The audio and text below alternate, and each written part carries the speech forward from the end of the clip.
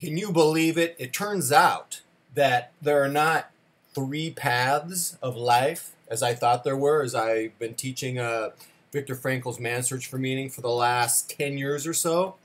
Turns out that there's four. Got to give credit to Johnny Casual for this. He did a presentation yesterday, and he delineated, he divided, he distinguished the slacker. There's two kinds of slackers. So if you take the slacker and divide them into two groups, there's actually four paths you can take in life. So let's just do a brief overview, just so you'll have some context of what I'm going to say, because really the focus of this is on the final category of slacker, which turns out to be a pretty good category.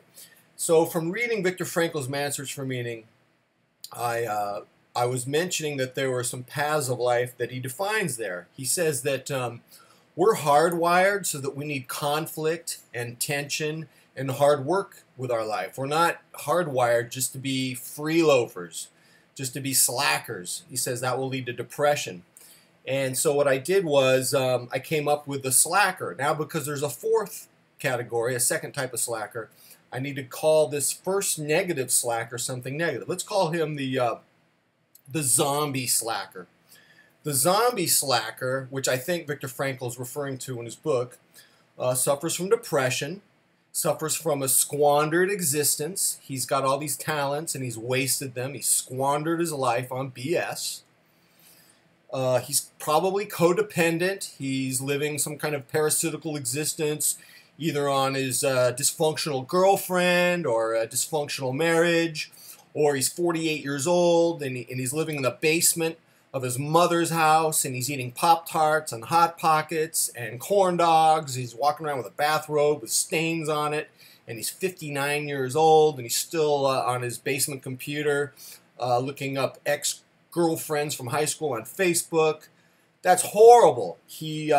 Last thing I would say about this type of zombie slacker is that he's just not engaged in life. He feels nothing. He numbs himself with who knows what, Captain Crunch, alcohol, maybe both. Let's have a chocolate porter with Captain Crunch. Sounds great. We're not hardwired for that existence. It's a path you don't want to take. I think we've all seen that path taken by people. We know we don't want to go there. Path number two. We're going to revisit the slacker in a second. Let's just go over the first three paths that I talked about last time. Path number two, very common. You're the consumer. You wake up every morning and you kiss the giant green butt of ambition, of blind ambition. You just kiss that butt and you live a script that society tells you. You're going to get all your power symbolism, whether it be cars, jewelry, clothes, even the people you date and marry. It's all part of some kind of power symbolism because you're just a full believer. You're a Kool-Aid drinker for consumerism. Turns out Viktor Frankl's quite right. You're not hardwired to be happy because we all have this baseline of happiness. You get new crap and you get a little temporary spike in happiness, and then you just go back down to baseline levels. In fact, probably even go a little lower because of the disappointment and the inflated expectations. And what happens is you just keep running on the treadmill, you're spinning wheels. This leads to boredom and numbness and ultimately depression. You're not hardwired to be a consumer.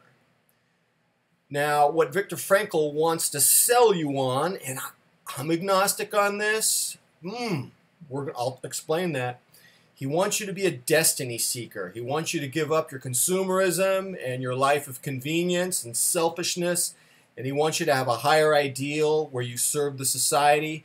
Perhaps you become a teacher, a philosopher, a musician, an artist. There's some talent that you have inside of yourself that contributes to the betterment of the human race. You find this higher purpose, and you're hardwired for that. You need that struggle. You need to escape the hell of your self-centered prison by losing yourself in this purpose that's larger than you. And I was content the other day by saying, that's it, man. You got those three paths, and that's it. But Johnny Casual, I got to give him credit. He mentioned one of my favorite movies of all time to argue that there's actually a fourth path, a different type of slacker. And he mentioned a movie called The Big Lebowski. I love the movie, love the dude, love everything about the dude. And it turns out the dude is a slacker.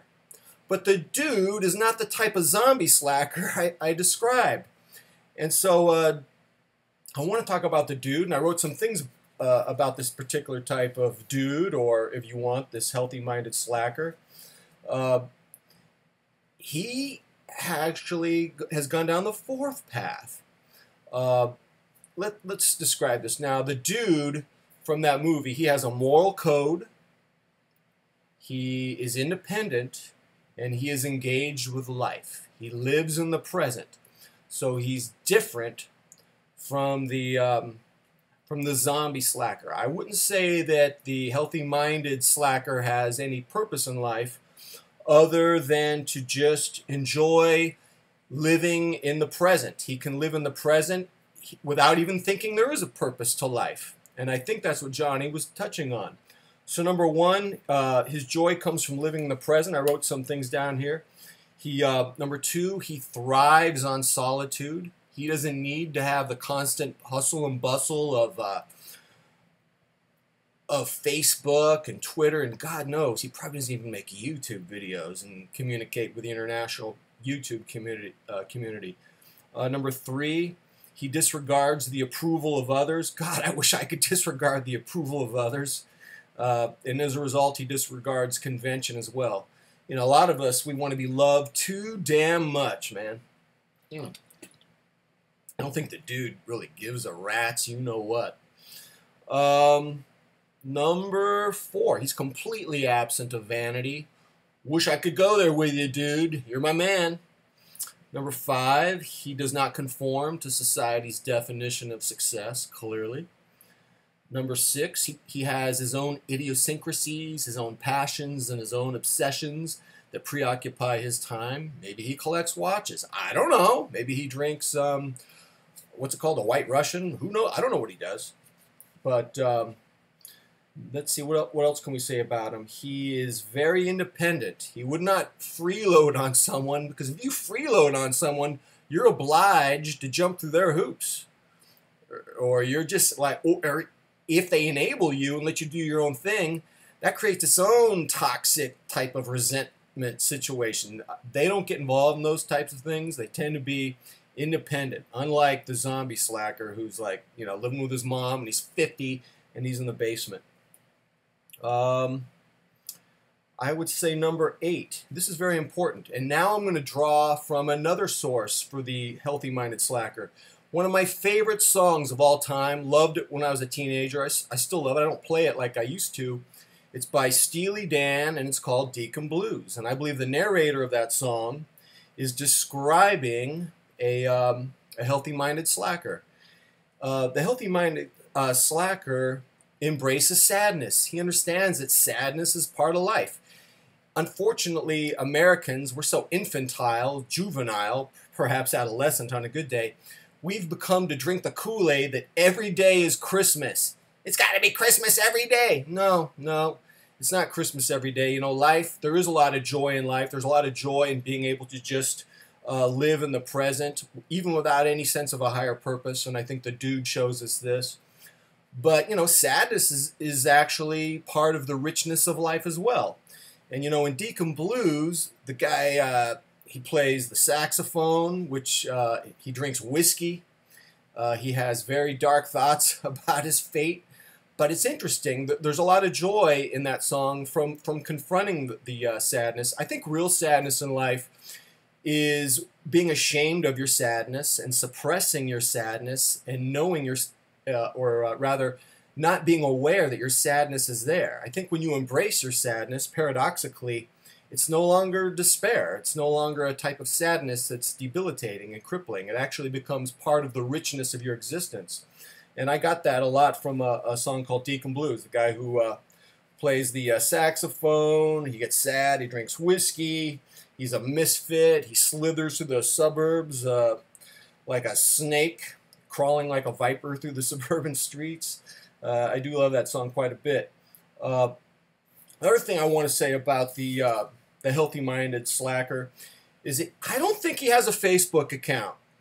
You know, Facebook and living in this age of social media, I think we have an unhealthy dependence and an unhealthy obsession on connection.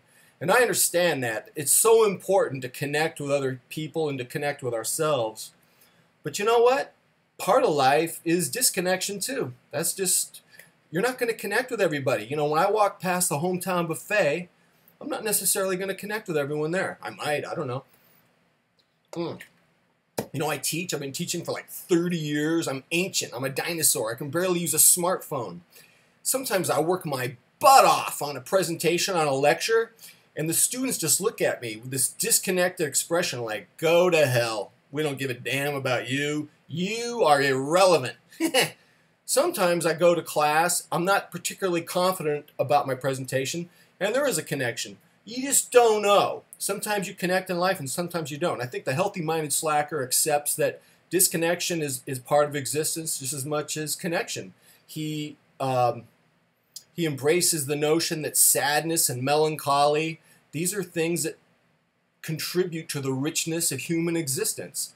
What amazes me about the dude and about the narrator in Deacon Blues, I don't think they are drinking the Viktor Frankl Kool-Aid that there's a higher purpose, but I do notice that they are content to live in the moment and to experience the disconnection and the sadness as well as the connection and the joy, and they're content to live in solitude as well. I think perhaps the fourth path of life is more of less about meaning in life and more about a way of being, how we are in the present. Final thoughts on this. You know, I think I was the healthy-minded slacker when I was a teenager, when I was listening to Deacon Blues and I was in touch with that melancholy. What the hell happened to you? I think I got caught up in the rat race, you know, 401ks, 403bs, second mortgages, car payments, saving up for your kids' education, college funds, watches, clothes, being bald or not being bald, dental work. I don't know, man. I kind of miss that guy that I was. There was an innocence that I used to have when I was a teenager. I think I was more like the dude.